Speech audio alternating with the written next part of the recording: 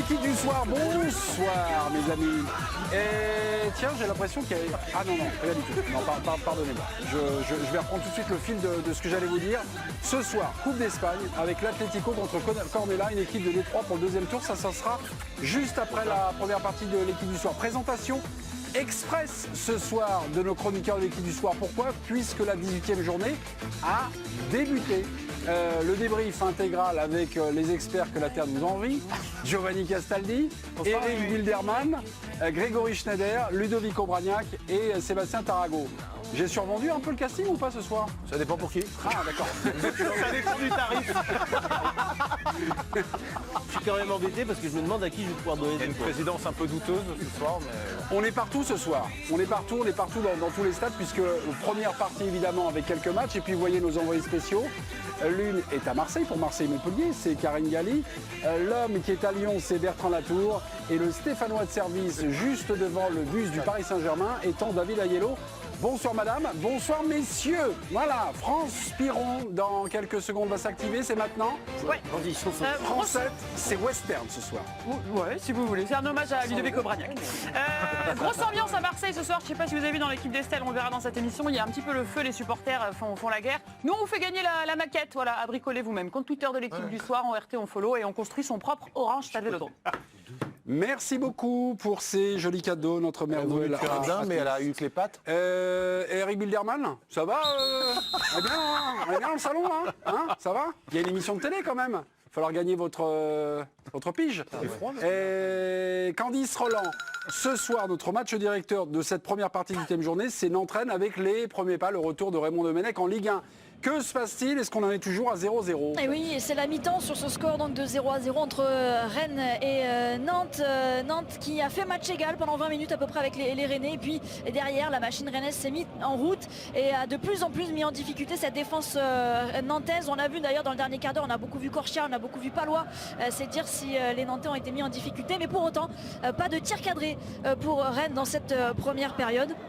Et puis sur le banc, eh bien Raymond Domenech, debout tout au long de cette première période, debout, impassible, le masque presque sur le visage et puis des petites consignes à leur donner vraiment presque du bout des lèvres. On l'attendait peut-être un peu virulent, un peu justement à pousser ses joueurs. Non, il regardait ça très calmement de loin, mais il a quand même donné ses consignes, Raymond Domenech sur son banc. Donc ça fait 27 ans qu'il n'avait pas comme ça entraîné un match de Ligue 1, donc de première division française. Et bien en tout cas son retour à la mi-temps 0-0, on rappelle pour une équipe nantaise qui n'a pas gagné lors des 8 derniers matchs.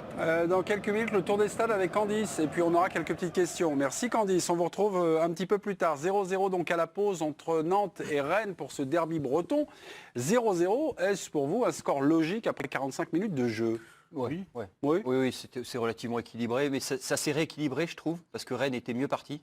L'impression que j'en avais. Et j'ai l'impression qu'ils ont... Nantes a un peu remis le curseur. Non, mais Nantes a eu la meilleure occasion. Ah oui, c'est Louza. Et je trouve que comme très souvent quand soi-disant Rennes domine une rencontre, c'est de manière très stérile, beaucoup de passes latérales, pas d'occasions nettes, même si c'est vrai que Nantes a beaucoup plus subi, les occasions franches sont du côté nantais pour le coup. Ouais, une quoi. Il y a eu un beau mouvement avec... Et il joue mal, et en plus c'est dommage pour Nantes parce qu'il joue vraiment mal le coup, Louza.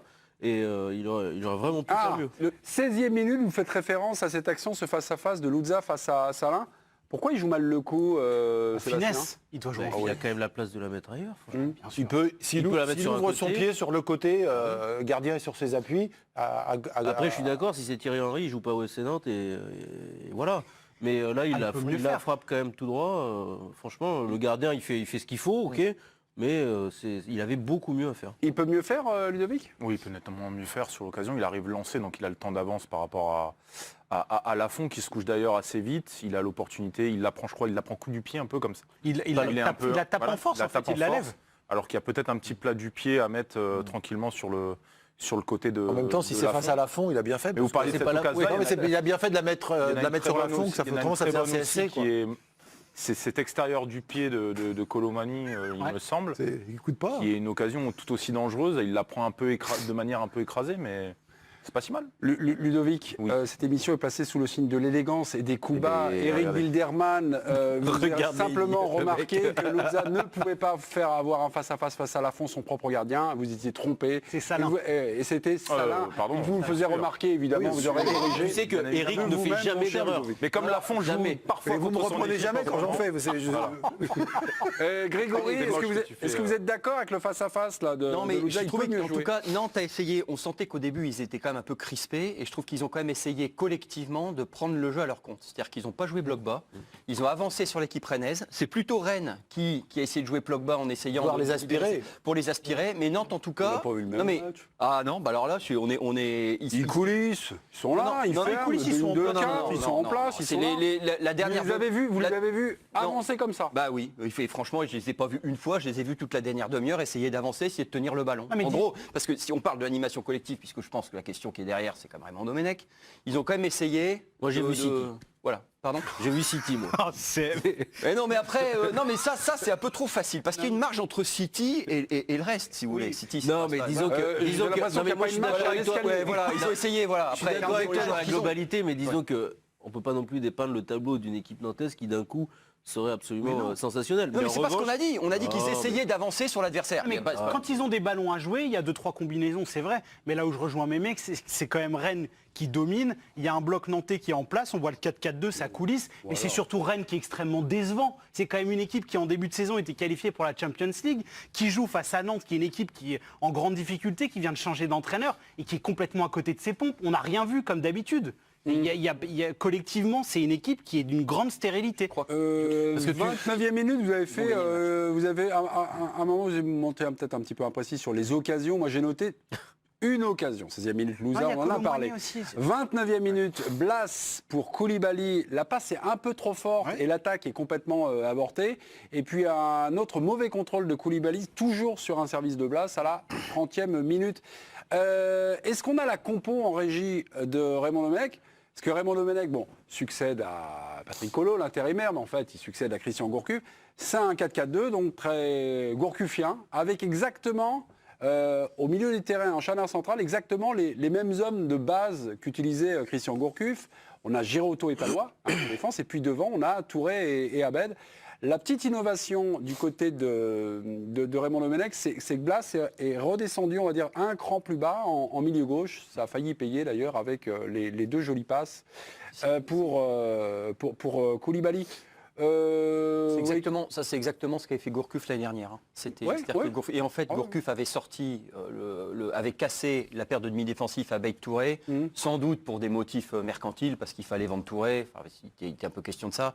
Mais en fait, il est revenu à des choses qu'on a l'habitude de voir l'année dernière. Bon, Kolo Muani, Koulibaly, là, nos deux géants, là, 1m87, 1m97. Koulibaly est pas bien. Koulibaly est pas bien. Koulibaly était à la cave. Ah oui, mais ça se voit, c'est dur. Mais après, faut être honnête, on va pas entasser un joueur qui joue pas depuis des mois. Enfin, c'est pas juste. Bon, autre chose à dire sur cette mi-temps? Vous avez vu des choses où on a tout dit, on a fait le tour? Je suis assez d'accord avec ce que dit Giovanni sur le Sur Rennes, oui, une sorte de possession. c'est-à-dire que tu te dis que une équipe de Nantes qui est quand même dans le doute, un entraîneur qui arrive, qui pour l'instant on ne peut pas du tout imprimer quoi que ce soit, il y avait les moyens tout de suite peut-être de les mettre sous pression et de les faire douter. Et moi je suis plus déçu de Rennes que Il y a un choix fort, de ce qu'on a vu de faire Nantes. jouer les deux ailiers forts. Tu fais jouer ni Bamba ni Simon. Ouais, ils Ce sont quand même les deux détonateurs à Nantes qui peuvent éventuellement, ces deux joueurs qui ont la faculté d'éliminer notamment un contre un, qui a un peu de puissance, un peu de vitesse. C'est le choix de subir alors. C'est le choix de Ah non, fermer les ça veut espaces, dire de que il subit pas. Non, il subit pas. Oh, de subir. Non, mais on n'est pas d'accord. Ouais, on n'est tu es pas un peu d'accord. plus dans la sécurité avec deux garçons, Blas et qui lui vient souvent à l'intérieur. D'ailleurs, Et Louza d'ailleurs aussi. il fait une frappe, il rentre à l'intérieur, c'est assez symptomatique de son style de jeu. Ou Cortia, lui, qui a justement cette capacité à pouvoir déborder. C'est une première... Enfin, il y a ce 4-4-2, donc tu te dis, putain, il joue avec deux attaquants, super. Par contre, il y a deux mecs qui pourraient, à mon sens, alors ils rentreront, ils sont pas dans la forme de leur vie non plus, mais ils ont la capacité, ces deux garçons-là, à faire sauter des défenses, et notamment les latéraux rennais, qui ont tendance à plutôt attaquer plus que défendre. Peut-être un coup à jouer à ce niveau-là, de jeu. Ok, mes petits, on va aller faire le tour des stades et retrouver Candice Roland. Candice, on va faire match après match. Si je vous... Contre Saint-Etienne. Et Brest-Nice, Candice 2-0 pour les Brestois. Là aussi, la décision s'est faite en 5 minutes. 23e minute, Mounier en buteur. Et puis 28e minute, c'est Honora qui vient mettre ce deuxième but pour les Brestois face à Nice. On rappelle que Nice n'a remporté qu'un seul de ses 7 derniers matchs. Et Brest n'avait plus perdu qu'un match sur ces 7 derniers. C'était le contraire. Et c'est pas cher payé, 2-0 à la mi-temps. Voilà. Vous pouvez tranquillement mettre le double, c'était plus Sans que vous les aimez pas, les Niçois. Vous voyez comme ça. mais non, mais sur le on a vu un match. C'est pour ça que vous n'avez pas la même analyse du match. Ouais, bah, Parce c'est que ça. lui, il n'a pas regardé le même. Metz-Bordeaux, c'est le seul 0-0, on n'en parlera pas. Voilà. Ça m'arrange. Le JT Express, France-Piron. France, on va pas tout de suite faire le tour du stade, le tour des stades et la suite de cette 18e journée. On va parler d'Omnisport. On parle de quoi? De la nuit en NBA avec les franchises? Ouais, par exemple, je veux surtout vous parler d'un Frenchie qui a brillé, Nicolas Batum, qui était très en forme hier soir et ça faisait longtemps qu'on ne l'avait pas vu dans cet état. Ça faisait plus de 2 ans qu'il n'avait pas marqué autant. 21 points inscrits avec les Clippers hier soir. Bon, malheureusement battu par les Spurs, mais le capitaine de l'équipe de France, ici en blanc, vous l'avez reconnu, il a assuré hier soir sur son parquet du Staples Center. On est quand même très loin des 35 points de Nikola Jokic cette nuit, le Serbe de Denver qui a délivré une prestation digne d'un MVP lors de la victoire des siens avec 15 rebonds. En plus, Jokic n'est pas passé loin du triple-double face à Minnesota. Voilà. Autre chose à ajouter, Giovanni? Je sais que vous adorez le championnat américain. Pour Batum, c'est quand même une bonne nouvelle parce qu'il sort de 2 ans en enfer à Charlotte. Il y a beaucoup de bons échos du vestiaire, notamment des leaders, Paul George, Kawhi Leonard, qui sont très contents d'avoir ce garçon-là. Il reprend confiance en termes de stats et c'est un facilitateur de jeu et il fait quand même du bien dans la machine des Clippers. Les stats aussi, c'est important. Qu'est-ce qu'il y a? Non, franchement. Le Boris Dio. Franchement. Le Boris Dio du Non, il revient bien. Ah, si. Non, mais moi, non, pas du pauvre. C'est franchement ce qu'il fait après 2 ans de grandes difficultés dans ce vestiaire-là, qui est quand même très compliqué. Ils ont changé de coach. Il y a Tyronn Lue qui vient d'arriver, de s'adapter comme ça de cette manière. Bravo à Batum. Du cyclisme avec le parcours du Paris-Nice dévoilé aujourd'hui. Évidemment, on est quand même la chaîne du vélo. Alors, les 8 étapes de la course au soleil, comme on l'appelle, ont été dévoilées cet après-midi. Regardez la carte, la course qui se dispute du 7 au 14 mars avec un départ habituel dans les Yvelines et un nouveau passage au sommet de la Colmiane. Ce sera la veille de l'arrivée. Pour les détails, je vous invite à vous connecter sur le site L'Équipe. Et pour les commentaires, on va écouter le patron Christian Prudhomme au micro de Charles-Antoine Nora. C'est un parcours vraiment alléchant. On sait que la première étape dans les Yvelines, depuis plusieurs années, il y a toujours des surprises, il y a des bordures, il y a des leaders qui sont devant, on voit déjà les favoris du classement général, certains sont piégés, certains chutent. Et puis cette dernière étape, toujours très courte et très dense, où Paris-Nice se joue à coups de seconde. Il y a eu 3 années consécutives récemment à moins de 4 secondes. C'est aussi la surprise souvent dans les premiers jours, contre la montre de 14 km à Gien le mardi, le vent dans la plaine avec des bordures possibles. Bref. Il n'y a pas de temps mort dans Paris-Nice et c'est ce qui plaît depuis longtemps déjà. Merci Christian. Des nouvelles de Teddy Riner? A-t-il maigri, France? Eh bien, des nouvelles très rassurantes. Notre judoka préféré, il était du côté de l'INSEP ce matin où toute l'équipe de France de judo est réunie d'ailleurs pour bien préparer les Masters de Doha. Petite bande-annonce pendant que j'en parle. Première grande compétition de l'année que ce sera à suivre en direct sur notre antenne à partir de lundi. Et Teddy Riner est en forme. Il a perdu du poids. Il est à 141 kilos. Ça fait quand même une vingtaine de kilos de perdu par rapport à un poids qu'il avait il n'y a encore pas si longtemps. De quoi gagner en vivacité, notamment. On va l'écouter au micro de Romain Aran. Bien sûr, toujours important pour moi de gagner. Maintenant, l'objectif ultime et de cette saison, c'est quand même les Jeux Olympiques, la médaille d'or. Ne pas se tromper d'objectif, c'est bien de se le rappeler. Mais voilà, c'est important aussi de remettre les pendules à l'heure, d'envoyer un message fort, de ne pas se tromper d'objectif aussi, mais de leur faire comprendre aussi que les Jeux, ça sera pour moi. Les Vendée Globe, Voilà, comment? Si les Jeux ont lieu. Oui, si les Jeux ont lieu. Les skippers du Vendée Globe tournent toujours autour du Cap Horn, on est toujours là-bas, en bas. On les appelle les Caporniers. Ils sont 14 pour l'instant à avoir passé ce fameux Cap Horn, un rappel avec la carte, le point le plus au sud de ce Vendée Globe. Alors il y en a qui font péter le champagne, on les a vus toute cette semaine, et puis il y en a juste qui savourent ce moment. C'est le cas de Armel Tripon sur Occitanie en France. Regardez, Occitanie en Provence. Bon voilà, derrière moi là, il y a un petit bout de terre avec un phare, ça s'appelle le Cap Horn. C'est incroyable, c'est hallucinant, putain, le voir aussi près comme ça, waouh. Quelle émotion, c'est magnifique. En arriver là, c'est splendide. Grand moment. Ah ouais, c'est quand même quelque chose. Moi je vous laisse apprécier. Merci à tous.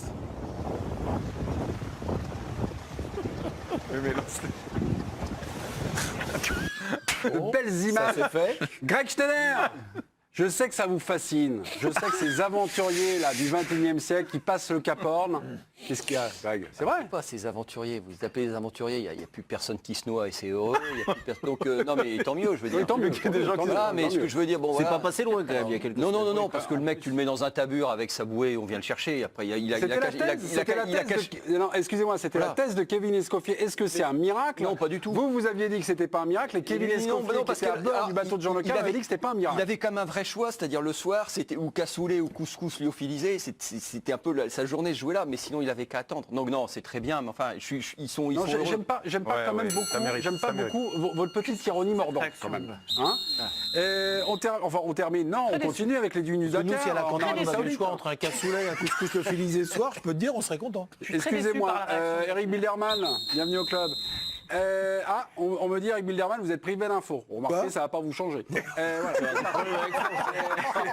Le Dakar, Arabie Saoudite, ça continue.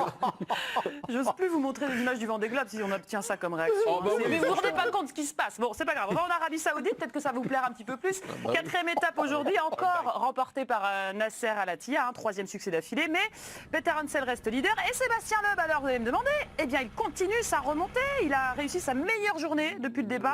4e temps du jour et 4e au classement général, juste derrière Carlos Sainz. Le Français est confiant pour la suite. On l'écoute nous raconter sa course du jour. Sébastien Loeb. On est à 2 minutes du premier, donc on a perdu, c'est le temps qu'on a perdu dans nos petits jardinages à droite à gauche, pas grand chose, on a fait une bonne spéciale. Bon, c'est très rapide, il y a plein d'endroits, c'est à fond absolu pour tout le monde, donc c'est plutôt difficile de faire la différence, mais il y avait des pistes un peu sinueuses, un peu sympas, on a pu attaquer, c'était pas mal. C'est beaucoup à rattraper à la régulière en spécial, mais vu ce qui peut se passer au Dakar, ça reste ouvert. Donc moi j'essaie de faire une belle course, de m'appliquer, d'aller faire aussi bien que possible avec Daniel, et puis on verra bien où ça nous mène. Voilà, Eric Bilderman est toujours en tôle. C'est dommage, parce que c'est un spécialiste de l'automobile. Il aurait pu nous apporter des choses. Pourquoi Loeb se plante tout le temps sur le Dakar? Les tours des stades de Ligue 1 avec la suite ce soir de la 18e journée de Ligue 1. Vous pouvez vous expliquer.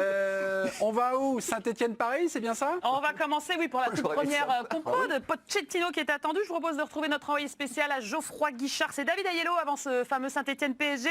Le 11 de départ est officiel, David. Le 11 de départ parisien, comme évoqué dans le journal de référence, dans l'équipe ce matin, c'est en 4-3-3 modulable.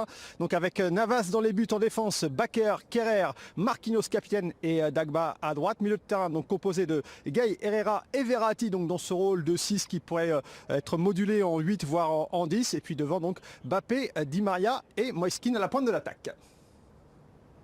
Mbappé, triple buteur lors des 2 dernières visites de Paris donc à Geoffroy Guichard. Et puis la dernière victoire de Saint-Étienne à domicile contre Paris.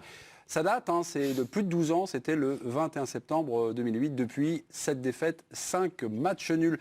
Le tour des stades, on continue, France? Oui, autre match à enjeu avec Lyon, le leader qui affronte Lens. Les champions d'automne vont-ils garder leur place numéro 1? La réponse tout à l'heure. En attendant, direction Lyon, on retrouve notre autre envoyé spécial, Bertrand Latour. Est-ce qu'il y a des surprises dans la compo de Rudy Garcia? Salut Bertrand. Bonsoir France, non pas de surprise par rapport à ce qui a été attendu et annoncé dans le journal L'équipe. Dans les cases évidemment Anthony Lopez, 4-3-3 traditionnel maintenant avec Léo Dubois arrière droit, la charnière composée de Diomandé de Naïr puisque Marcelo vous le savez est suspendu, arrière gauche de Silio qui comme il l'avait fait contre Brest il est fier d'être meilleur, est aligné à ce poste-là. Les 3 milieux de terrain, Thiago Mendes, Aouar et Lucas Paqueta et les 3 attaquants, Memphis en pointe, à droite Tino Kadewere et ailier gauche, comme c'était annoncé dans le journal, je le disais, c'est Maxwell Cornet qui monte d'un cran et va donc occuper ce poste-là puisque Karl Toko Ekambi et Bruno Guimaraes souffrent du Covid-19, ils ne sont donc pas dans le groupe lyonnais. Côté lensois, Fofana titulaire évidemment, Kakuta aussi, Sotoka et Ignatius Ganago. Merci, on vous retrouve un petit peu plus tard pour le débat sur l'Olympique lyonnais. Lille, SCO d'Angers, c'est aussi ce soir. Lille sera privé de Renato Sanchez, Yazice, Aroro et Selic. Angers est privé de son maître à jouer, Sofiane Bouffal également blessé. On fait un petit tour du côté de l'Olympique de Marseille contre Montpellier ce soir. Oui, on va retrouver Karine Galli dans un stade Vélodrome tout feu, tout flamme. Il y a eu une grosse manifestation des supporters, Karine, avant de nous parler de la compo. Oui, alors c'était devant, évidemment, le stade Vélodrome, parce que vous le savez, le match est à huis clos. Il y a une centaine de supporters qui ont manifesté et qui demandent le départ de Jacques-Henri Hérault, vous savez, le président de l'Olympique de Marseille, qui arrive en octobre 2016 et pas mal chahuté. Sa dernière sortie sur les employés de l'OM et leur côté un petit peu trop marseillais n'est pas du tout passé. Donc voilà, le message est très clair de la part des supporters. Ils veulent que Jacques-Henri Hérault quitte ses fonctions de président de l'Olympique de Marseille. Donc ils étaient une centaine devant le parvis du stade Vélodrome et il y a les forces de l'ordre qui sont intervenus pour calmer tout ça. Ok, on en reparlera avec vous, Karine, dans quelques minutes avec ces images. Avez-vous également la compo de l'Olympique de Marseille, Karine ?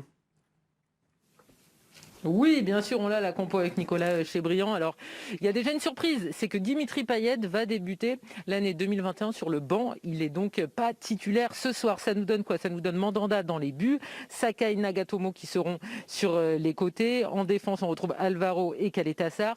Les deux milieux de terrain, Camara, Gay, Cuisance en 10, Thauvin à droite, Benedetto en pointe. Et donc, c'est Radonjic qui est titulaire dans le couloir gauche. Payet est donc sur le banc, c'est la surprise. Du côté de Montpellier, on retrouve évidemment la 4e meilleure attaque de Ligue 1 avec Laborde, Delors qui seront bien titulaires, Mollet pour leur donner des bons ballons. Et la petite surprise, c'est Hilton, l'ancien Marseillais, le vétéran du côté de Montpellier, qui lui sera sur le banc alors qu'il était annoncé titulaire. Reims-Dijon, autre match du soir, peut-être l'un des derniers matchs sous les couleurs de Reims, de Boulaye Dia. Des clubs anglais, allemands, italiens sont intéressés pour ce mercato d'hiver. La mise à prix de départ pour le deuxième meilleur buteur du championnat de France est de 15 millions d'euros. On marque une pause en quelques minutes. L'actualité chaude à Marseille au sens propre comme au sens figuré. A tout de suite. La Coupe du Roi ce soir entre l'Atlético et Cornellane et le club de Détroit. Ce sera juste après l'équipe du soir première partie. Nous sommes sous le joug de la 18e journée de Ligue 1 qui a déjà commencé. Dans quelques minutes, nous allons faire un point autour des stades avec Candice Roland. L'équipe de choc ce soir, Eric Bilderman, Grégory Schneider, Ludovic Obraniak, Giovanni Castaldi, le président, le patron, le Jacques-Henri Hérault du soir, c'est Sébastien Tarago. C'est pas un compliment. Merci. C'est le patron. Merci. C'est pas un le président.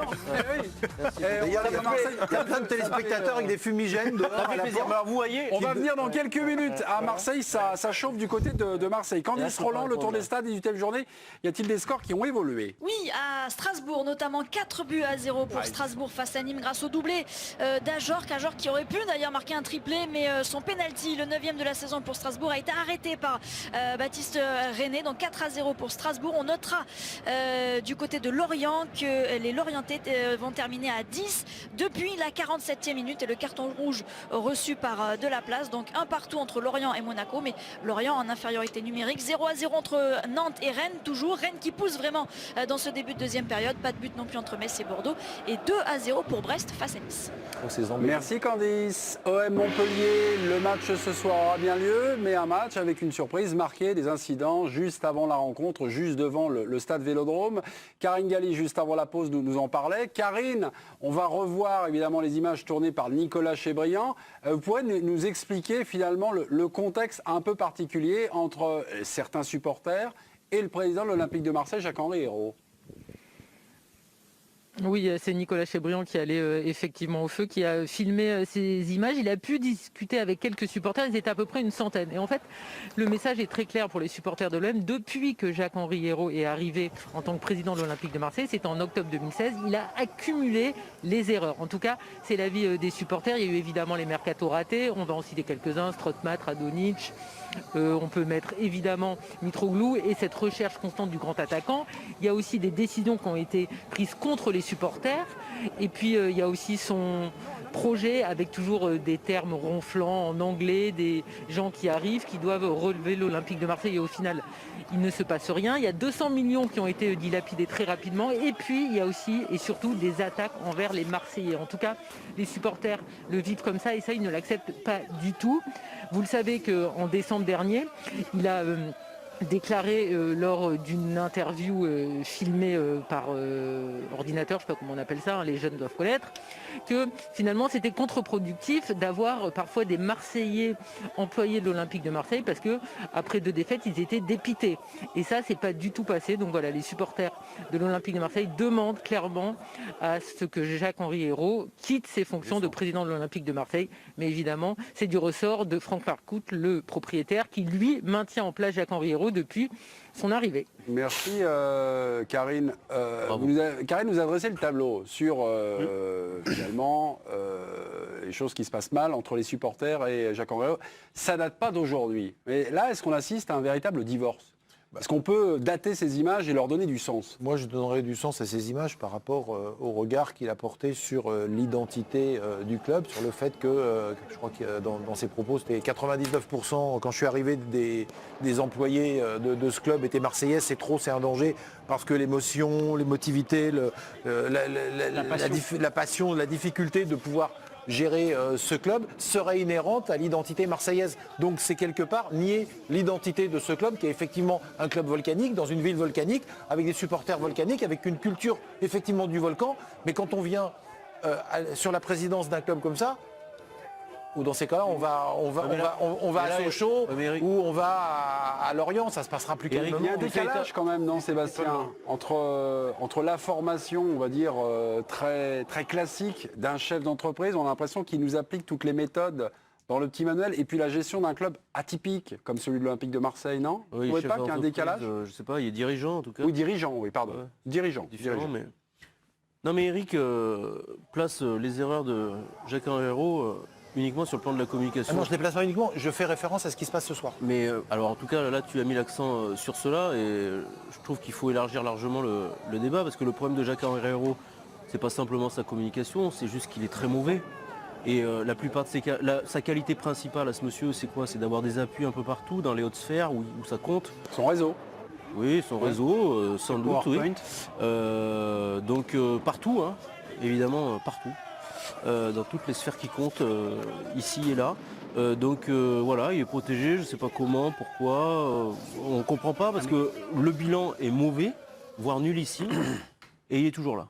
Le projet, l'OM, est planté. Il est là parce que mauvais, voire nullissime. Sur le plan des résultats, c'est pas, à part cette campagne en Ligue des Champions qui a été calamiteuse, mais sur le plan du championnat, des points, des prix, ils se démerdent pas trop mal quand même. Enfin, c'est pas dû à Jacques-Henri Hérault. Ils sont dans un état, le ratio, on est bien obligé aujourd'hui, enfin on ne va pas comparer évidemment les résultats de l'Olympique de Marseille et de Lorient.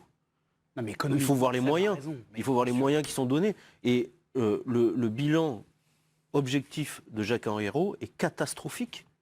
Parce qu'à un moment, il a dilapidé les millions pour des résultats inconvenants. Et à un moment, quand ça s'accompagne effectivement d'une prétention incroyable et d'un mépris, c'est pas acceptable en fait. Donc il y a un ras-le-bol, oui, et je ne sais pas si c'est une rupture aujourd'hui qu'on peut évaluer. Pour qu'il y ait une rupture, il faut déjà qu'il y ait une histoire d'amour, ça n'a jamais pris. Ça n'a jamais pris parce que ça ne peut pas prendre entre Jacques-Henri Hérault et l'Olympique de Marseille. Il est arrivé, il a voulu asséner de toutes ces vérités, de toutes ces idées de fausse modernité le monde du football qu'il ne connaissait pas. Donc déjà, ça ne peut pas marcher. Et on ne peut pas arriver dans un monde aussi complexe que le football en pensant tout révolutionner quand on ne maîtrise pas ce sujet-là. Les histoires, les fautes de com sur les buts qui comptent double quand ils se réfèrent aux jeux vidéo, les histoires de la passion quand on se permet, alors qu'il avait pris du recul assez intelligemment pour le coup, parce qu'il avait senti que le vent tournait pour laisser André Villas-Boas devant la scène. Et quand il revient et qu'il fait une conférence, une vision conférence, et qu'il parle de la passion à l'OM, mais c'est une erreur d'amateur. Juste avant d'aller voir Karine Galli, Greg, vous avez patienté, c'est très bien. Non. Sans vous impatienter. Juste pour dire un tout petit truc, c'est que ça tombe quand même une semaine après que Villas-Boas l'ait attaqué ouvertement, Jacques-Henri Hérault. C'est-à-dire dans le journal portugais, il a donné une interview à Ojogo où il a dit que c'était la pire image ou la pire manière de communiquer qui soit. Puisque ce que disait Villas-Boas, c'est qu'il n'arrive pas, en fait, le club n'arrive pas à se raccorder à son biotope. Alors lui est très sensible à ça, puisqu'il vient de Porto, tout ça. Mais ce que je veux dire, c'est qu'on rejoue toujours un petit peu la même scène, c'est-à-dire qu'on a d'un côté McCourt et Jacques-Henri Hérault, et de l'autre côté, les joueurs qui refusent de partir au mercato, Villas-Boas et le public. C'est-à-dire qu'il y a quand même deux camps, et ça, dans un club, c'est quand même curieux qu'il y ait deux camps aussi aussi net et aussi marqué et qui raconte la même histoire de mois en mois. C'est-à-dire que les deux camps sont identifiés, ils se regardent et ça bouge pas. Les joueurs partent pas, certains refusent d'être transférés. On pourrait parler de Sanson qui avait dit non. Villas-Boas reste avec Certains les joueurs. sont aussi intransférables vu leur salaire. Voilà, et de toute manière, voilà. Et de l'autre côté, il y a un projet et on a l'impression que la tête ne commande pas ou n'est pas connectée au reste. Karine Galli, mot de la fin sur cette crise à Marseille. Oui, et c'est par rapport à ce que disait aussi Greg, c'est qu'en fait, Jacques-Henri Hérault est vraiment très seul. C'est-à-dire que effectivement, ses rapports avec son entraîneur sont très froids. Et pour l'instant, on le sait, il n'y a pas réellement d'avancée concernant une possible prolongation de l'entraîneur portugais. Et l'entraîneur portugais s'est fait un plaisir de mettre une mine à son président dans les médias portugais pendant la trêve. Il ne s'entend pas spécialement avec les joueurs, il n'a pas de rapport privilégié. Il ne s'entend pas du tout avec les employés de l'Olympique de Marseille. Les supporters, bon ça c'est assez classique, les supporters qui s'entendent avec les présidents. Donc finalement, il est très esselé à l'OM, mais il a le poids suffisant, c'est-à-dire Franck McCourt qui est propriétaire et qui est décideur. Mais tout le monde se demande jusqu'à quand ça tiendra parce qu'il passe son temps finalement à être en conflit avec à peu près tout le monde. Merci Karine, merci beaucoup. Bonne soirée chaude donc du côté du stade Vélodrome. En témoignent les images tournées par le Chex Nicolas Chebriand. Ça bouge du côté de la 18e journée de Ligue 1 avec un Lorient-Monaco. On en était resté à 1 partout qui mène au score. Eh bien plus personne, on est à 2 partout désormais. C'est Monaco qui avait repris l'avantage grâce à Alexandre Golovin. Il revient de blessure, il n'avait plus joué depuis fin août. Eh bien il avait donc fêté cela avec un but, le premier but d'ailleurs depuis l'extérieur de la surface de Monaco cette saison. C'était la 64e minute et patatras. 3 minutes plus tard, Lorient, on rappelle, en infériorité numérique, égalise grâce à Gravillon, un superbe coup franc qui n'a pas été capté par Manon. Et derrière, eh bien ça revient dans les pieds de Gravillon. 2 partout donc, alors qu'il reste une bonne vingtaine de minutes à jouer. Lorient, on rappelle, à 10 contre 11. 3-2 pour Monaco. 3-2 pour Monaco. Voilà. On parle, on est en train de discuter. Franchement, Candice, il faut regarder les images. Non mais alors voilà, donc 3-2 pour Monaco. Merci Candice. Voilà. Faut dire aux joueurs qu'ils arrêtent de marquer quand Candice parle. Lyon-Lens, le leader accueille ce soir un promu à domicile. Lyon a terminé l'année 2020 sur les chapeaux de roue avec une série de victoires et surtout du jeu dont tous les compteurs semblent un peu au beau fixe. Sentiment confirmé, vous allez voir cette semaine par la description des entraînements de Rudy Garcia. Écoutez-le. Franchement, ça a fait du bien d'arrêter. Je crois que les organismes en ont eu besoin. Vraiment, on a fait 5 grosses séances d'affilée et je les ai trouvés très bien. Très motivés, très en jambes, très contents de reprendre, d'être ensemble, de gagner les matchs de compétition qu'on pouvait faire à l'entraînement. Enfin non, vraiment, ils ont bien bossé. On va même lever le pied aujourd'hui. Vous en verrez pas beaucoup sur le terrain. Y aura-t-il vraiment match ce soir entre l'Olympique Lyonnais et le RC Lens? C'est habillage à l'américaine. Et allons-y. Un vrai bon match de football avec deux équipes au niveau.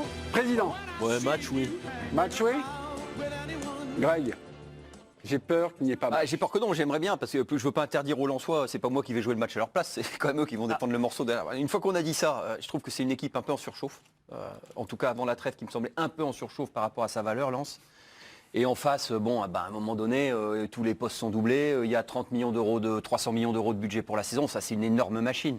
Et qui a réussi, alors ça c'est peut-être le mérite, revient quand même à Garcia, ils ont retourné à leur avantage un truc qu'on pouvait penser nocif, qui est trop de joueurs dans le vestiaire. Ouais, c'est vrai. C'est-à-dire une pétaudière et tout, et manifestement pour l'instant, c'est à leur avantage. C'est-à-dire que tout le monde se met au taquet, ça lui permet de surfer sur les mecs en forme, parce que là par exemple Cacré est complètement écarté, il faut se souvenir du joueur qu'il était lors du Final Eight. Voilà. Mais c'est-à-dire qu'il y a pour l'instant cette qualité-là, il arrive à en jouer et elle n'est pas destructrice. Parce que tant que tu gagnes les matchs, ça passe. Oui, voilà. Ouais. C'est tout. C'est pas que le vestiaire est plus sain qu'ailleurs, c'est pas qu'il est mieux géré qu'ailleurs, même si c'est très bien géré là en l'occurrence depuis quelques mois. Mais voilà, tu gagnes les matchs, on te donne raison, il change pas son équipe. À la rigueur, quand il la change, on arrive à lui reprocher, alors qu'on lui reprochait de ne pas la changer. Bah oui, non, mais parce qu'on est parfois un peu ridicule. Mais globalement, il a gardé, à une exception près, là en décembre, il a gardé la même équipe. Et contre Brest, on l'avait peut-être reproché à un moment, vu le contexte et vu le résultat d'avoir. Oui, mais juste avant, on lui avait reproché l'inverse, de mettre à la cave tous les joueurs. Mais en l'occurrence, les faits lui donnent raison, et donc ça fonctionne, parce que ceux qui jouent pas, ils peuvent rien dire. C'est tout. Et ceux qui jouent pas, ils essayent juste d'aller gratter 15 minutes, 20 minutes. Et même quand tu es Dembélé, alors depuis il a eu un souci, il est blessé, mais même quand tu es Dembélé, tu peux que te taire. Ah, Bertrand Latour, pour son grand retour dans l'équipe du soir en 2021. Bonne année mon cher Bertrand, vous nous avez manqué mon cher Bertrand, mais la question c'est est-ce qu'il y aura un match ce soir entre l'Olympique Lyonnais qui a pris quand même une dimension intéressante en 2020. Bonsoir Olivier, bonsoir à tous. Je vous transmets également mes meilleurs voeux ainsi qu'à tous vos nombreux téléspectateurs Olivier. Pour moi, le match il va dépendre aussi en partie franchement des Lensois. J'ai le souvenir du match des Lensois à Lille et à l'époque où Raymond Domenech n'était pas encore redevenu un entraîneur mais était toujours consultant chez nous. Il disait, suivant si les Lensois jouent comme d'habitude, c'est-à-dire ils jouent vraiment un jeu de déséquilibre.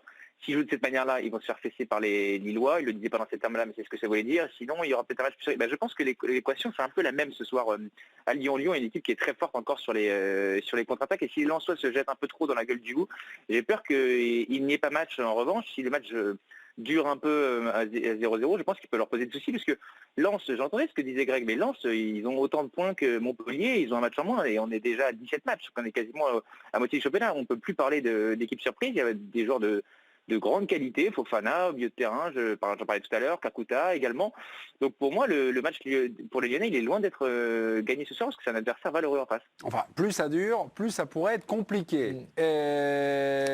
Défendre les Lensois, il me semble qu'il y avait Eric et il me semble qu'il y avait Ludo. Je t'avoue, vous ne faites pas de politesse, le premier qui a parlé a raison. Oui, on a... visiblement, le réalisateur avait choisi Ludo. Non, mais c'est moi qui débloque parce que là, je ne vous lance pas. Eric, mon petit Eric. Ouais. Mais je vais faire court. Pourquoi il y a un match? Déjà, il manque du monde sur le plan offensif du côté de Lyon. L'absence de Toko Ekambi. Alors Dembélé était remplaçant, mais là il ne pourra même pas rentrer. Pourquoi il peut y avoir un match? Parce que si on regarde Lens, vous allez faire court. C'est jamais bon signe, ça vous savez.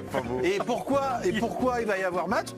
Parce que cette équipe de Lens, paradoxalement, même si les stades, tous les matchs se jouent à huis clos, réalise à l'extérieur de bons matchs, 4 victoires, et face au gros en particulier. Donc voilà pour j'ai fait court. Pour ce que l'extérieur veut dire, ça ne veut plus rien dire les matchs extérieurs. Je sais bien. Mais ça n'a plus aucune validité. On voit des journées à 7 victoires à l'extérieur, une victoire à domicile, et ça n'a plus aucun sens. Un petit mot sur Lens? Vous croyez qu'il y aura match? Vous croyez peut-être pas forcément que Lens va s'imposer, mais il y aura match. Pourquoi? Ça coûte de me dire ça, mais c'est une équipe qui est plutôt exaltante depuis le début de saison. Ils n'ont en aucun cas volé cette 7e place. Ils sont qu'à un point de l'Olympique de Marseille. Bertrand dit qu'il faudrait peut-être... Moi, je crois pas. Il ne faut pas qu'ils jouent contre nature. Les Lensois, au contraire, ils ont cette espèce d'allant qui font qu'ils sont justement 7e de notre championnat, dans un championnat plus compliqué que l'année précédente. Donc c'est un vrai marqueur pour eux sur leur qualité de jeu, sur leurs valeurs, sur leur vraie identité. Donc je pense qu'il ne faut pas qu'ils changent ces valeurs-là. Quitte à en prendre une volée à Lyon, je crois qu'il faut qu'ils continuent sur leur lancée, avec un jeu attrayant, offensif, plein de panache. Je crois qu'il n'y a que comme ça qu'ils pourront battre Lyon. En restant avec leur système A5 derrière, ils prendront une valise ce soir de vous avez toute manière. apostrophé, en tout cas, voilà, vous avez apostrophé Bertrand Latour. Non, j'apostrophe jamais mon Bébert. Bébert, vous pouvez réagir. Non, mais je ne suis pas forcément en désaccord total avec Ludo, mais c'est simplement pour nuancer un peu. Moi, j'adorerais, si les Lensois veulent jouer, voir un 4-2, 5-1, on aura foi dans tous les cas. Donc, si on peut voir un beau match ouvert, c'est mieux. Mais après, là où je nuance un peu, c'est que par exemple Brest, qui est une équipe qui n'a pas le même système que les Lensois, mais qui est une équipe qui a l'habitude d'aimer avoir le ballon, de prendre des risques dans les sorties de balles, etc. avec Ludo. Quand ils sont venus ici même à Passe à Lyon, ils ont fait d'ailleurs 2-2, un score plutôt heureux, mais dans leur état d'esprit, ils étaient quand même beaucoup plus prudents et ils avaient fait un peu tourner Dalloglio, mais ils faisaient vachement gaffe dans leur sortie de balle, ils ne prenaient pas des risques inutiles et ça leur a permis, comme je disais, de rester comme dans le match à un moment. Alors après, évidemment, le 2-2 il tombe du ciel, mais ils étaient quand même toujours là dans la partie. Si vous explosez quand une demi-heure, vous avez pris 3-0 sur 3 contre-attaques de Caleoré et compagnie, à l'extérieur, c'est quand même un peu embêtant. Et même si Greg dit qu'il n'y a plus de domicile extérieur, moi je ne suis pas tout à fait d'accord dans la préparation des matchs pour les joueurs et les entraîneurs, c'est encore... il y a toujours un peu ce marqueur-là qui est un peu parfois inexplicable, mais il existe toujours. Ok Bertrand, merci, bonne soirée. On se retrouve après le match pour faire les comptes. Un petit mot de France qui regarde évidemment tous les matchs et les autres matchs en Italie. On m'a vendu ce lancement, c'est le golasso pour l'instant de la soirée. Absolument, en attendant le choc entre le Milan et la Juve tout à l'heure. Ça se passe du côté de l'AS Vérone face au Torino. Passe de Mattia Zaccagni pour Federico Di Marco. Il est quand même pas mal, on l'accepte celui-ci. Dans les buts, vous aurez peut-être pas reconnu, mais c'est l'ancien parisien, Salvatore Sirigu. Voilà, Di Marco qui nous marque ce très joli but. Ça ne suffira pas, parce qu'il aura un partout score final avec un but de Bremer. Vérone est 9e de Serie A, le Torino 16e. C'est vrai qu'il est beau. Merci beaucoup, France. Pochettino, premier. Baptême du feu ce soir à Geoffroy Guichard pour Mauricio Pochettino, nouveau coach du Paris Saint-Germain. C'est ce week-end que l'Argentin a pris officiellement ses fonctions. Dimanche, premier entraînement, puis 2 autres entraînements lundi et mardi. Attendez-vous déjà un effet Pochettino ou Pochettino ce soir à Geoffroy Guichard. Cette question de chroniqueurs ne sont pas d'accord. Jingle. Non, Eric Bilderman. Oui, Grégory Schneider. C'est bien sûr le oui qui est la priorité. Bah oui, 3 entraînements et le premier match, déjà un effet, c'est-à-dire, comme toutes les émissions, ce soir on dit quoi? Pochettino, Pochettino. Pochettino. J'ai dit comme ça hier. Hein? Poché bah, il a dit faites comme vous voulez. Hein. Ouais. Alors, ce soir on fait comme on veut. Ok. Et l'effet Pochettino ce soir, oui pour Grégory Schneider, non pour Eric Bilderman, l'arbitrage du président Sébastien Tarago. Non mais l'argument de Grégory sur la rentrée des classes pourrait se tenir s'il n'était pas question du Paris Saint-Germain. Là, il se trouve qu'il va entraîner le Paris Saint-Germain, Mauricio Pochettino. Et il va découvrir ce que c'est que le cirque. Et ça fait des années qu'on change d'entraîneur à Paris, des années que nous-mêmes, moi-même en tout cas, pouvons envisager que les choses changent, et rien ne change. C'est-à-dire que, non, rien ne change. Au début, souvent, quand même, un peu. Au début d'Emery, les débuts de Tuchel. Ah ouais. Non, mais ça dure qu'un temps. Voilà, non, mais sur les premiers mois. Voilà. Il y a un élan souvent de communication. Il y a un élan, avec Tourelle, il y avait un élan de communication parce qu'on était parti d'une ère Unai Emery qui s'était terminée dans le fracas et Tourelle était arrivé, c'était positif. Nous-mêmes, on s'est un peu laissé endormir par cela, mais naturellement, parce qu'il était dans le jeu, agréable. Franchement, sur le début, les 6 premiers mois, il y a le match à Liverpool au Parc des Princes, ça a commencé à Manchester. Le match à Manchester, le match aller, 2-0, et après l'élimination, je suis d'accord avec toi, ça s'est totalement écroulé. Mais sur l'élan, je trouve qu'au début, il y avait quand même... Souviens-toi, en tout cas, si tu penses que Kylian Mbappé, Neymar qui n'est pas là ce soir, Verratti vont changer grâce à Mauricio Pochettino, eh ben écoute, je suis ravi de te l'entendre dire et j'espère que tu auras raison. Mais permets-moi aujourd'hui, et encore une fois, je te présenterai mes plus plates excuses d'ici quelques mois, si tel n'est pas le cas, mais permets-moi d'en douter un tout petit peu. Bon, le rendez-vous est pris dans une relation donc, de longue date entre Sébastien et Grégory. Entrée en lice de David Aguilar. Il vaut mieux le dire que le point il a été distribué. C'est pour Bill. Parce que là, franchement, moi, j'ai un doute. Eric, c'est le point est pour Eric Bilderman. Est-ce qu'on peut ne pas donner le point à quelqu'un, mais ne pas vouloir le donner à un autre? Ah non, tu vois, c'est le drôle. C'est le point Bilderman. Et ben voilà. Point Bilderman ce soir. David Aguilar qui nous attend du côté de Geoffroy Guichard. Ce soir, vous sur place, est-ce que vous attendez un effet Pochettino? Bonsoir Mémé, non, je suis complètement team Bilderman ce soir. Je vois vraiment pas d'effet Pochettino possible, notamment pour les arguments qui ont été avancés par Eric. Aujourd'hui, Pochettino, sur le terrain, en tout cas, il a attendu sur l'identité de jeu, également évidemment sur la dimension physique, l'impact physique que pourrait avoir cette équipe. Et en l'espace de 3 jours, je vois pas comment c'est possible. Alors sur l'identité de jeu, il va y avoir une petite avancée, on va dire, puisqu'on va repasser à 4 ce soir du côté du Paris Saint-Germain, alors qu'on a joué tout le mois de décembre à 3 défenseurs axiaux. Pour la dimension physique, il récupère un effectif privé de 9 joueurs et pas des moindres. Il récupère également un effectif qui est revenu de vacances 3 jours avant la reprise. Et pour certains, on le sait, certains étaient à Marrakech, d'autres étaient aux Maldives, d'autres encore à Dubaï ou en Amérique du Sud. Donc sur toute la dimension physique, c'est pas ce soir qu'on va voir un Paris Saint-Germain courir 110 km comme c'était un petit peu la norme sur les matchs de Pochettino. Donc voilà, pour moi, il est beaucoup trop tôt pour attendre un quelconque effet Pochettino ce soir. Deuxième point, Eric Bilderman, le détail des entraînements faits par Mauricio Pochettino, donc 3 entraînements depuis dimanche. L'accent a été mis sur la vitesse des courses, le pressing offensif, les sorties de balles. Hier, le thème était l'animation offensive, le lien entre le jeu et l'attaque.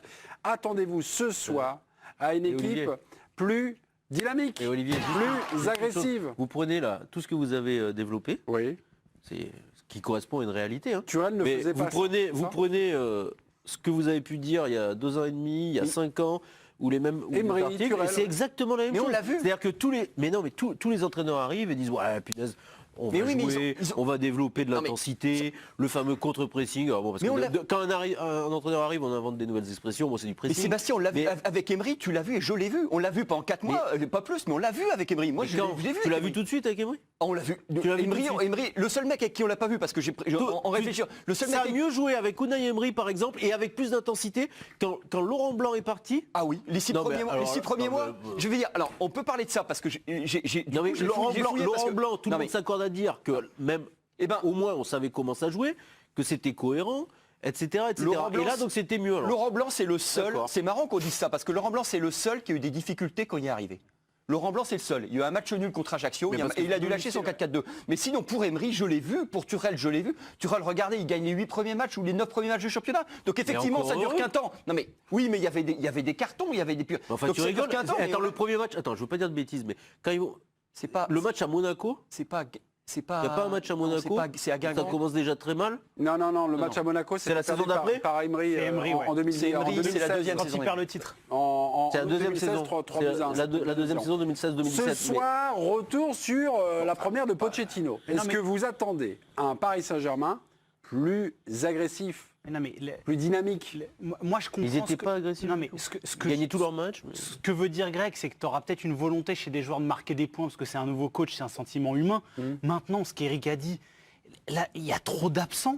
Il y a beaucoup trop d'absents pour juger. L'équipe qu'on verra dans un mois à Barcelone, c'est certainement pas celle-là. Faut Donc espérer. l'effet. Et puis même si ce soir, il faut surtout pas faire l'erreur ce soir de se dire bah voilà, ils mettent 4-0 à Saint-Etienne. Il y a eu le pressing, ça y est, Pochettino est arrivé, Il a ça gagné va le tout match. changer. Il a gagné le match. C'est la patte Pochettino. Faut surtout pas faire ça parce que ce qui est important pour le Paris on va Saint-Germain, le faire. c'est de durer dans le temps et c'est de durer quand ça compte. L'important pour le PSG, c'est que les mecs, mentalement et psychologiquement, soient en rendez-vous dans les grands matchs. On va pas juger sur Saint-Etienne. C'est dans 10 matchs, le Barça, ça sera le Il y a 16 trop février d'absents. prochain. Vous attendez quoi ce soir? Est-ce que vous attendez quelque chose de neuf? Une petite avancée, alors on va réduire notre jauge, on va réduire nos ambitions. Est-ce que vous attendez quelque Merde, chose pas un peu de 5-4 derrière. neuf? Ludovic J'ai Aubragnac. l'impression que c'était nul Paris. Non, Leur non, dernier non. match, ils ont fait quoi déjà Expliquez. 4-0 contre Strasbourg. D'accord. Ils étaient nuls. Nullissime. Non, on n'a pas. Bah si. Moi, non. Bah si, on est- visiblement. Non, on est On a l'impression qu'on parle de Nantes. Non. Moi, franchement, on l'a. Ça, c'est pas. Mais moi, ça, c'est- je trouve parce ça qu'on- faiblard dans le jeu, évidemment, dans la globalité. Mais on peut pas en parler comme si c'était le FC Nantes. C'est pas possible. Non, mais personne- en plus ici on était assez. Non mais Turel, attends, on peut en parler. Il a quand même un bilan. Il a le final 8. Il emmène les mecs au deuxième tour en huitième de finale de Ligue des Champions. À un moment donné, il a quand même fallu qu'ils se le pèlent. Enfin bon, on n'a pas dit ça. Pardon. On a une minute Pardon. avant les pronostics. Ludovic Désolé. Aubragnac, est-ce qu'on peut avoir un Ludovic Aubragnac dynamique ce soir? Ils le seront dynamiques parce que comme le dit Giovanni, quand c'est un nouvel entraîneur, il y a forcément une espèce de mini concurrence qui se réinstalle où les cartes sont redistribuées. Il y a des mecs qui sont pas là, il y en a qui peuvent peut-être faire bonne impression pour la suite. Après, moi, c'est dans la capacité à convaincre de Mauricio Pochettino sur le projet de jeu. En l'occurrence, c'est comment faire adhérer les mecs à Courir pour son copain. Même pas ça, c'est-à-dire que là où les gens n'adhèrent pas, et à mon avis, c'est le projet de Tourelle, c'est-à-dire et même d'Emery, où c'est des entraîneurs qui ont voulu jouer un football de transition. C'est-à-dire qu'ils n'aimaient pas ce football de possession qu'avait installé Laurent Blanc. Il y a eu beaucoup de problèmes de ça. C'est que les joueurs, eux, au bout d'un moment, au bout de 3-4 mois, voulaient revenir absolument à ce Paris Saint-Germain possession de balle 4-3-3. C'était le cas avec Unai Emery, justement. Ça a été très difficile pour ces entraîneurs-là de mettre en place justement ce football de transition. Maintenant, Mauricio Pochettino, ce que j'ai vu moi à Tottenham et à Southampton, c'est un entraîneur qui aime bien récupérer le ballon très haut. Là, il y a peut-être un coup intéressant parce que si tu dis à Laurent Blanc, il aimait Mbappé, récupérer le ballon très bas. Laurent Blanc, il aimait récupérer le ballon très bas. Pas de Laurent Blanc. Mais non, On parle de Laurent Blanc. mais si, parce que tu parles d'Emery et de Tourelle, et tu dis que tu marques une rupture dans le jeu qui ont voulu avoir un jeu de transition, jouer plus haut, etc.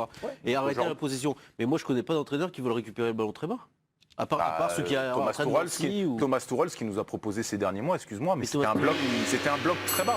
Donc si tu arrives à convaincre et à dire voilà, vous faites les efforts 15 mètres très haut tout de suite dès le départ, et bah, peut-être que ça va convaincre les mecs de mettre un peu plus d'intensité. Mes amis, la patte Pochettino, je pense, va animer notre soirée d'hiver. On le regarde. Ça se joue plus haut. Hein. Le pronostic Saint-Etienne, Paris Saint-Germain, billage à l'américaine, musique qui fait peur.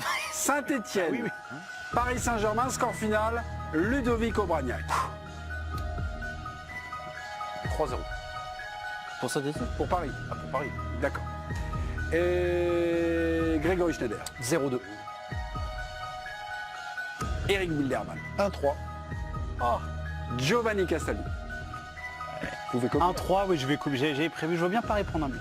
Sébastien Tarag. Un partout pour rigoler. On a tous. Candice Roland. Pochettino redouble la journée. Mais lui, il l'a fait. Candice, c'est à Eh vous. bien 12 buts à l'entame du temps additionnel de cette 18e journée. 12 buts en 5 rencontres avec le carton de Monaco. 4 buts à 2 sur la pelouse de Lorient. Monaco qui chipe pour l'instant la 5e place au classement à Marseille. Strasbourg également qui a dominé largement Nîmes 4-0. Il reste quelques minutes à jouer. 2-0 pour Brest face à Nice. Et donc 0-0 entre Nantes et Rennes. Et pourtant c'est un match très ouvert. Ça pousse des deux côtés. 0-0 également entre Metz et Bordeaux. Je vous dis, il reste quelques secondes dans le temps réglementaire. 12 soirées, merci Candice. Tout de suite, Coupe du Roi. Cornella, club de l'Étroit contre l'Atlético Madrid.